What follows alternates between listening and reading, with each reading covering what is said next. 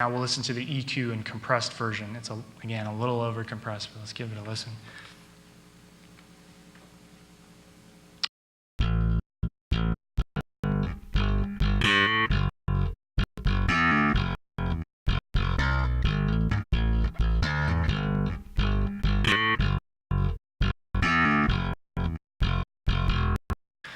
That was kind of my way of getting the rock and the funk type of feel to really start coming into this song. And if you notice, one of the main things that as I'm trying to achieve these goals is baseline focused and rock and soul type feel. I'm actually changing the progression of the song. Both the kick drums changed the progression of the song a little bit, and now I'm really changing the percussion. So you can hear there's kind of a chromatic descending bass line there. And that's going to be used for the chorus. And then afterwards, I really wanted to start adding some of these more gritty synths. So the synths I was using for this was mostly the MS-2000 and Nord Lead 2. So let's give that a listen.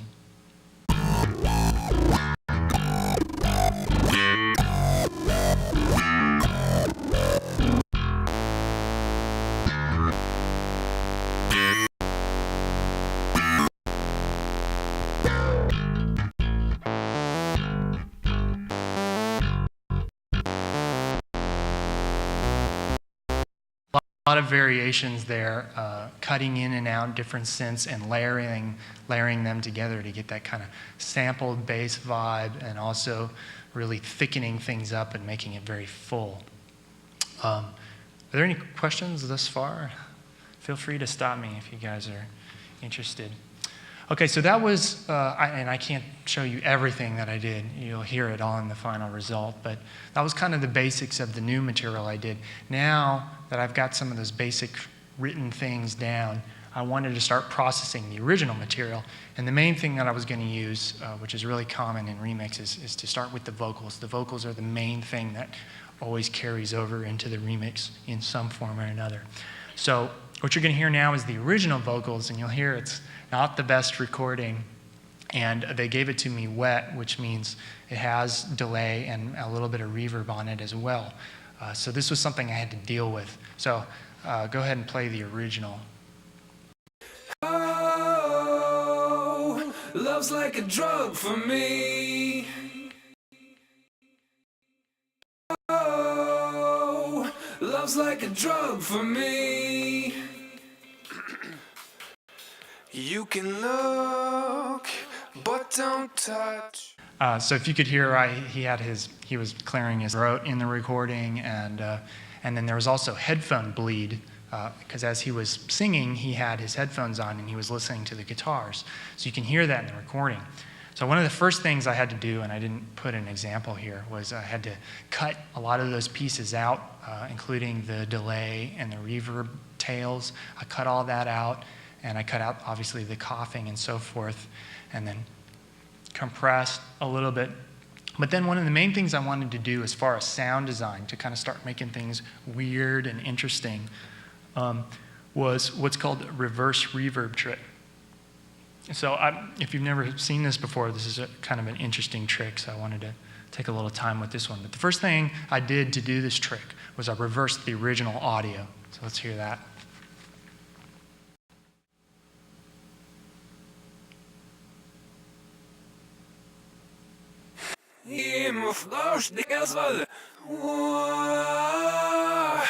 Okay, so sounds kind of strange already, but don't worry, it doesn't quite stay that way. Then I would add reverb. So let's hear what that sounds like with reverb or space sound.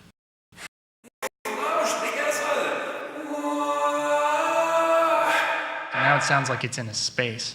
But the really cool trick now is the last step. When I bounce that whole thing, I take that whole piece of audio and reverse it one more time. So what we end up with is that the reverb actually precedes every sound that's happening. So let's hear the reverse again. And there's some EQ, I think, on this one.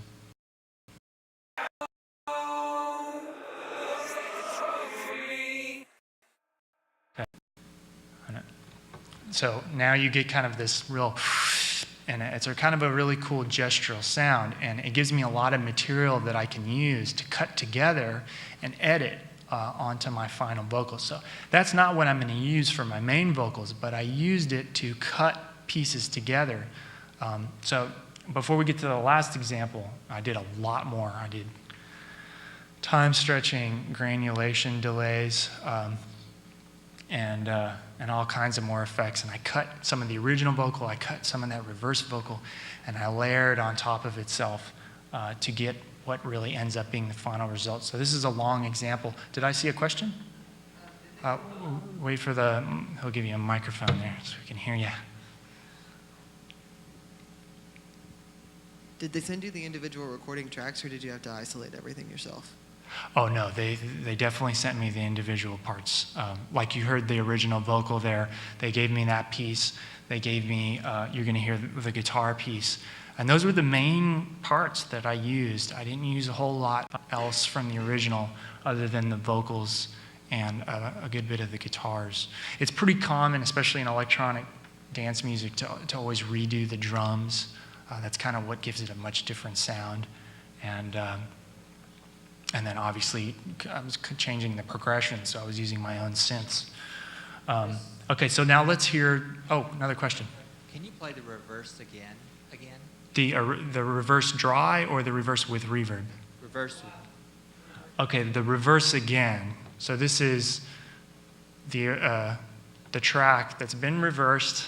You add reverb, you reverse it again. So now you hear reverb is preceding each sound. Let's hear that one more time.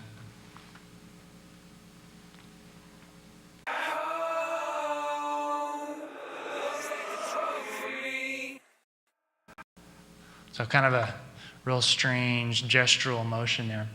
All right, so now for the last version, I did even more sound design. I'm not going to go through every step that I did, but this is really much closer to what the final vocals ended up sounding like. And this is also the chorus and then the verse. And you'll notice I tried to use sound design to really kind of emphasize some of what's going on in the lyrics.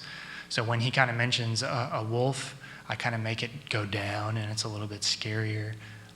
And then when he says come apart, I granulate it so that it goes apart. So let's listen to that. Love's like a drug for me.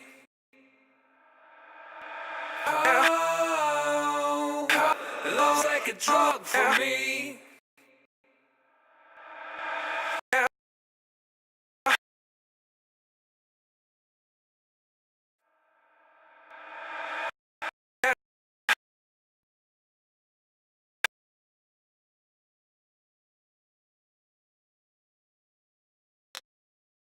But don't touch.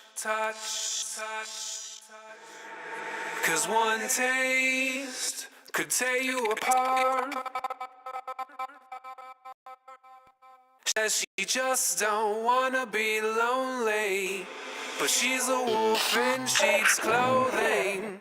I never needed anyone like this before.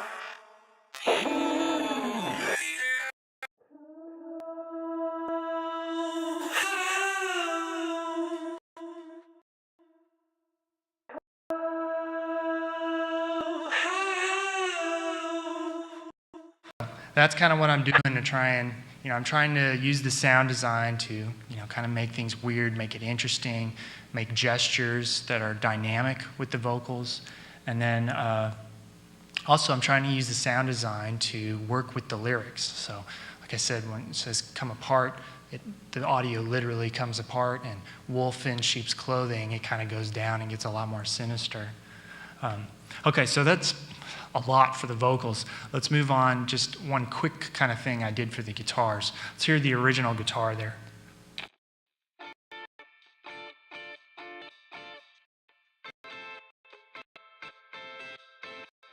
And then what I did, similar to how I treated the breakbeat, I cut up that guitar part. I wanted it to be a little more fast-paced, a little more funky.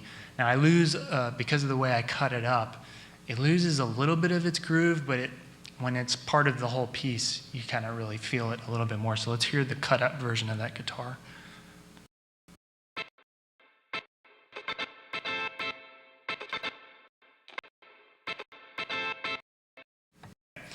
Okay, it's kind of hard to hear the groove there without the beat, but let's move on now to some of the other things I had to take in consideration here. Creating gestures. So as you saw, I was kind of, especially with how I treated the vocals and using the reverse reverb, gestures and changes in dynamics and changes in all the different aspects of music are really what keeps our interest in music. And electronic dance music as a whole, kind of by its nature, is very repetitive. It's based on looping.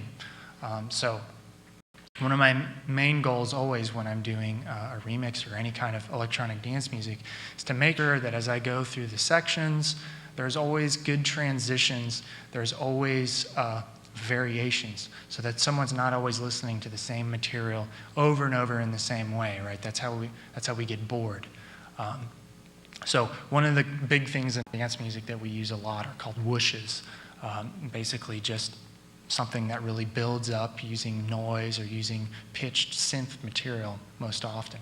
So let's listen to one of the whooshes I used.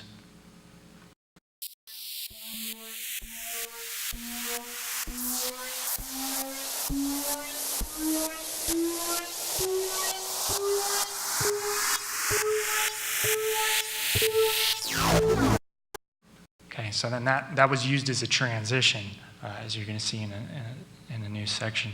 I also did changes in frequency content, changes in trying to keep things dynamic because, again, there's not a huge dynamic range in a lot of electronic dance music. But using filters was very helpful in changes in frequency content. You could probably hear a couple filters in that last one.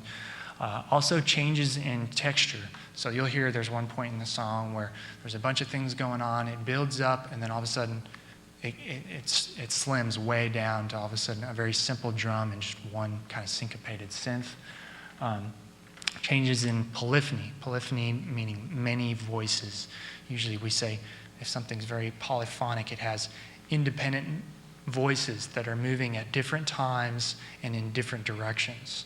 Well, this is pretty common, you know, most songs have some kind of polyphony, but changing from something very polyphonic to something more homophonic, where more of the pieces are moving together at the same time, can really create an interesting gesture to really keep the listener interested. And then changes in instrumentation and kind of orchestrating how sounds move from piece to piece. So if you remember the example when I had the synths and the bass going at the same time, it was dum dum ba da da dum dum ba da da. But instead of just one instrument doing that line, you hear the bass going dum dum dum boom. When you do audio engineering and electronic music, you end up making a lot of funny noises with your mouth.